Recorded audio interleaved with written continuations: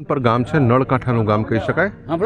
એની અંદર અહીંયા ગામમાં બે તળાવ છે। એક તળાવ તો આપણે હમણાં જે તમને બતાવ્યું કે તળાવમાં ક્યાંય કામ થઈ શક્યું નથી। અહીં એક બીજા તળાવની અંદર આપણે કામ ચાલુ અત્યારે જોયું, પરંતુ કંઈક થોડીક અલગ ઘટના ઘટી કે અમને આવતા જોતાં પેલા ટ્રેક્ટરવાળાને કે જેસીબીવાળાને એવું થયું કે કોઈ ચેકિંગવાળા આવ્યા છે, એટલે પોતપોતાના સાધનો મૂકીને લોકો ભાગી ગયા।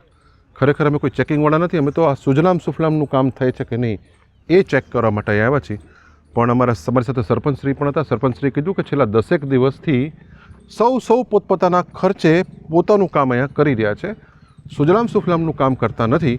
સુજલામ સુફલામનું કામ એ 10 દિવસ પહેલાં પૂરું થઈ ગયું છે એવું પોતે એમણે સ્વીકાર્યું છે। પણ ગામજનો સાથે વાત કરતાં ગામડા જે અહીંના સ્થાનિક છે લોકોનું કહેવાનું એવું છે કે છેલ્લા 1.5-2 મહિનાથી અહીંયા કામ ચાલી રહ્યું છે। જે લોકોને ખેતરમાં માટી ભરવી હોય, કોઈને પોતાની પ્રાઇવેટ માટી ભરવી હોય, કોઈને બીજું કંઈ કામ કરવું હોય, ત્યાં એ લોકો માટી લઈ જાય છે સૌ પોતપોતાના ખર્ચે। એટલે માન્ય સરપંચ સાહેબની પણ આપણે વાત સાંભળી અને ગ્રામજનોની પણ વાત સાંભળી। નક્કી આપણે બધાએ કરવાનું છે કે ખરેખર હકીકત શું છે। હવે આ નવસદભાઈ સાહેબની બધા આવ્યા હતા ને કંઈક મુલાકાત લેવાની હતી તળાવની, તો તળાવમાં એમાં બધા હારી ગયા હતા। જે પહેલું તળાવ છે એમાં તો કોઈ દે વાહન જ જાય એવું ના, 3 વર્ષ ખાલી નથી, તો પછી એમાં માટી કેવી રીતે ભરે? બીજું નાનું તળાવ બાજુમાં જ છે, એમાં 1.5 મહિને કામ ચાલુ હતું।